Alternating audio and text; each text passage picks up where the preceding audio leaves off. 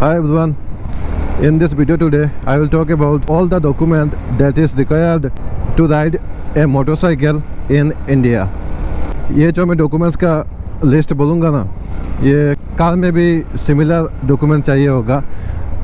2-3 different हो सकता है, बट कार का मेरा इतना नॉलेज नहीं है, तो I will only stick to motorcycle as of now.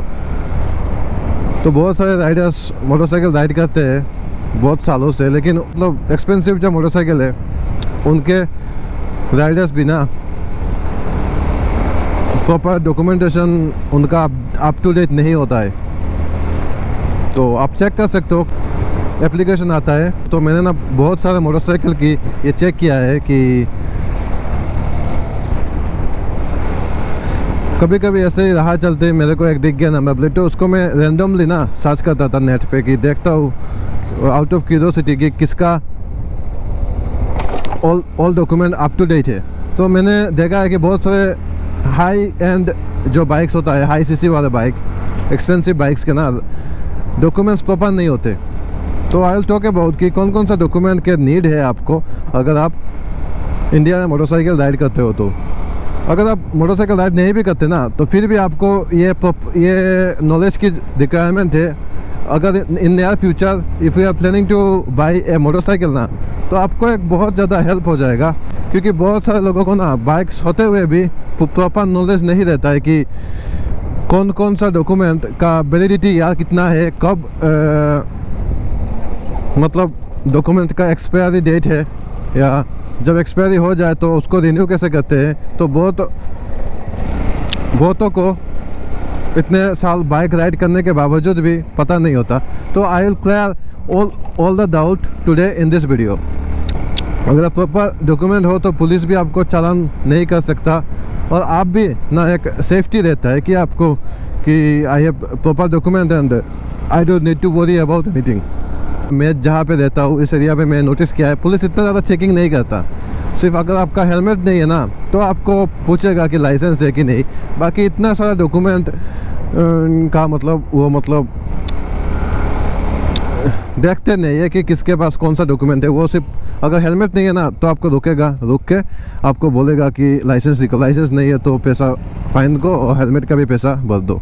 Police से बचने के लिए नहीं, आपका मतलब जैसे कि मैं बताया कि आपको एक रिलीफ महसूस होता है अगर आपका सारा डॉक्यूमेंट अप टू डेट रहेगा. तो और एक चीज़ जो कि मैं पुलिस वालों को एप्रिशिएट करना चाहूँगा, जो हमारा जो मोटर व्हीकल एक्ट है ना, उसके हिसाब से हेलमेट अगर कोई नहीं पहनता है तो उसका फाइन ना बहुत ज़्यादा है. अभी एग्जैक्ट अमाउंट कितना है मेरे को नहीं पता.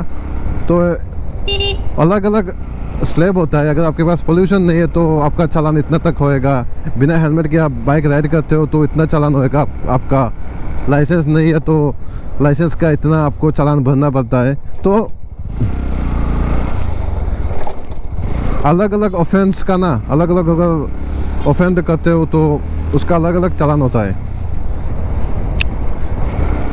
तो पुलिस वाले हमसे ना इतना ज़्यादा नहीं लेते. 1000, 2000 या फिर 500, 1000 लेके ना वो लोग छोड़ देते. तो उनको ज़्यादा लेना चाहिए लेकिन वो नहीं लेते.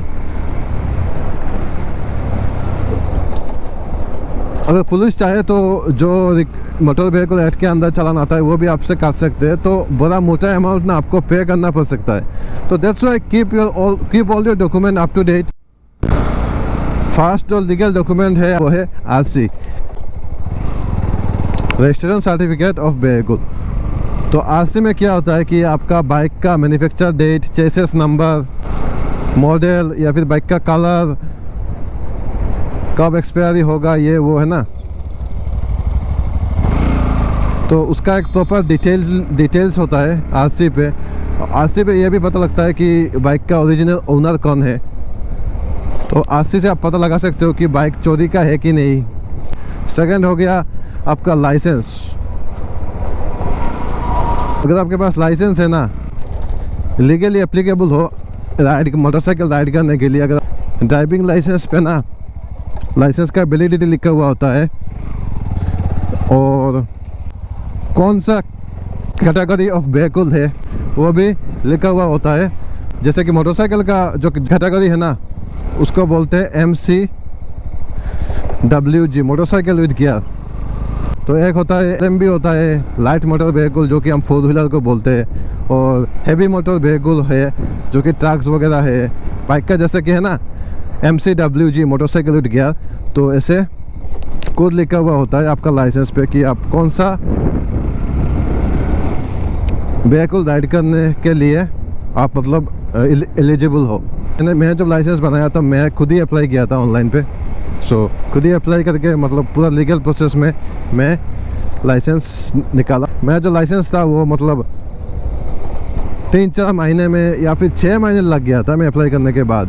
तो वहाँ पे ना थोड़ा सा ना करप्शन है।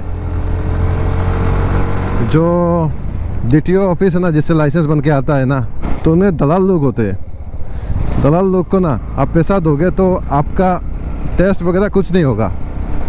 विदाउट टेस्ट आपको मतलब लाइसेंस बना दिया जाएगा, 4 व्हीलर का भी और 2 व्हीलर का भी। तो मैं लीगल वे पे ना मैं खुद ही प्रॉपर अप्लाई करके किया ना, तो इसलिए मेरा लेट हुआ थोड़ा सा, क्योंकि इंडिया में तो करप्शन भाई हर ऑफिस में है। लोग बोलते कि बीजेपी के सरकार आने के बाद करप्शन नहीं होता। ठीक है, मैं भी थोड़ा सा कम हुआ है, लेकिन करप्शन तो होता तो है ही। और थर्ड जो डॉक्यूमेंट आपको चाहिए वो है इंश्योरेंस, मोटरसाइकिल का इंश्योरेंस। और इंश्योरेंस में ना 2 टाइप के इंश्योरेंस होता है, एक होता है थर्ड पार्टी इंश्योरेंस, एक होता है first party insurance. Let me explain you the difference between third party and first party insurance. तो जब आप बाइक खरीदने जाओगे ना, पहले नया बाइक खरीदने जाओगे तो आपको वो लोग इंश्योरेंस इशू करेंगे। सो किसी भी कंपनी से हो गया, जैसे कि मेरा ओरिएंटल कंपनी का इंश्योरेंस है। जब मैं मतलब बाइक पहले परचेज़ किया था, जो थर्ड पार्टी इंश्योरेंस होता है वो उसका वैलिडिटी 5 ईयर्स का होता है। ठीक है, जो कि 5 साल के बाद आपको रिन्यू करना पड़ता है। तो थर्ड पार्टी इंश्योरेंस का मतलब है अगर आप किसी व्हीकल को ना हानि पहुंचाते हो या फिर क्षति पहुंचाते हो, या फिर उसके व्हीकल के जो ओनर है उसको कोई इंजरी वगैरह हो गया, वो ना आपके इंश्योरेंस के थ्रू वो क्लेम कर सकता है, क्योंकि आपके वजह से गलती यहाँ पे आपका था। तो आपका जो इंश्योरेंस है ना, तो उसको वो क्लेम कर सकता है अपने कार या फिर अपने व्हीकल को रिपेयर करने के लिए। ठीक है, थर्ड पार्टी अगर होगा तो उसको फ़ायदा होगा। ठीक है, जैसे नाम से पता आप कर सकते हो कि थर्ड पार्टी बोल रहा है, क्योंकि आपका नहीं है। ठीक है, आपका अगर व्हीकल का कुछ हुआ या फिर आप फिजिकली आपका कुछ इंजरी वगैरह हुआ या आपका व्हीकल का कुछ पार्ट्स वगैरह टूटा है ना, तो आपको उस इंश्योरेंस का फ़ायदा नहीं मिलेगा। ठीक है, एज सिंपल एज दैट। तो आपका कोई फ़ायदा नहीं है, आपने जिसको हानि पहुंचाया तो उसको फ़ायदा। ठीक है, उसका वैलिडिटी ना 5 ईयर्स का होता है। आप बोलोगे भाई मैंने पे किया है तो मेरे को भी तो मिलना चाहिए, तो आपको नहीं मिलेगा। That's why this is called third party insurance. So that's why third party के साथ साथ ना आपको फर्स्ट पार्टी इंश्योरेंस को भी रिन्यू करना चाहिए इन एवरी ईयर, क्योंकि फर्स्ट पार्टी इंश्योरेंस अगर आपके पास होना, भगवान ना करे कि आपका किसी व्हीकल से या फिर किसी से अगर आपका मतलब टकराव हो जाता है, कुछ आपका व्हीकल का क्षति हो जाता है, तो आपको आपका जो व्हीकल में जो क्षति हुआ है, जो भी क्लेम के अंदर कंडीशन है, उस हिसाब से आपको क्लेम में मिल जाएगा वो सब चीज़ें। ठीक है, बाइक का पार्ट्स वगैरह, स्पेयर पार्ट्स वगैरह, आपका अगर कुछ टूट गया तो उसका आपको पैसा इंश्योरेंस कंपनी भरेगा। ठीक है, तो ये हो गया फर्स्ट पार्टी इंश्योरेंस। और फर्स्ट पार्टी इंश्योरेंस ना सिर्फ 1 साल के लिए होता है, पता नहीं वो क्यों है। तो दैट्स वाई आपको हर साल फर्स्ट पार्टी इंश्योरेंस को आप अपडेट कर दो, रिन्यू कर दो, तो अच्छी बात है। सो अगर आप पुलिस से बचना चाहते हो तो थर्ड पार्टी से भी चल जाएगा। और फोर्थ जो डॉक्यूमेंट आपको रिक्वायरमेंट है इंडिया में मोटरसाइकिल राइड करने के लिए, वो है कि पोल्यूशन, आपका मोटरसाइकिल का कितना ज़्यादा धुआं वगैरह कितना पोल्यूशन करता है, तो उसका एक सर्टिफिकेट होता है, उसको हम बोलते हैं pollution, PUC, pollution under control certificate. तो वो आपको हर साल रिन्यू करना पड़ेगा। अगर आप टाइम से पहले अगर रिन्यू नहीं करोगे ना, अगर एक्सपायरी डेट मतलब एक्सपायर हो गया आपका पोल्यूशन, और तब आप रिन्यू करने जाओ ना, तो 500 रुपीज़ का आपको फ़ाइन लगेगा। उसके बाद आपको एक्स्ट्रा और 120 रुपीज़ से आपको पोल्यूशन सर्टिफिकेट बनाना पड़ सकता है। तो just to let you know कि पोल्यूशन भी आप एक्सपायरी डेट से पहले रिन्यू कर लो। और एक डॉक्यूमेंट है कि डॉक्यूमेंट नहीं, वो आपका फिटनेस होता है मोटरसाइकिल का, जो कि फिटनेस जब आप बाइक परचेस करते हो तो 15 साल का वैलिडिटी उसका होता है, 15 ईयर्स का फिटनेस का, या फिर और ज़्यादा मेरे को एग्जैक्ट आइडिया नहीं, पर हाँ मेरे को जितना पता है 15 साल का ही होता होगा fitness. That's all document required for you to ride a motorcycle in India. ठीक है, so let me wrap up once again. आपको लाइसेंस चाहिए फर्स्ट, सेकंड आपको आरसी चाहिए, RC means registration of vehicle. ठीक है, थर्ड आपको चाहिए इंश्योरेंस, इंश्योरेंस में थर्ड पार्टी इंश्योरेंस आता है, फर्स्ट पार्टी इंश्योरेंस आता है। ठीक है, एंड फोर्थ आपको चाहिए pollution PUC certificate, pollution under control certificate. अगर आपके पास मोटरसाइकिल नहीं भी हो ना, तो ये जो इनमें इंफॉर्मेशन शेयर किया हो तो आपको एक मतलब नॉलेज में रहेगा कि इन डॉक्यूमेंट को आप वैलिड रखो, तो लीगली भी आप एक सिक्योर रहोगे। और आपका मतलब डॉक्यूमेंट रहेगा तो आप इंश्योरेंस वगैरह भी अगर आपका वैलिड है तो क्लेम कर सकते हो। तो यही है आप। So that's it for today.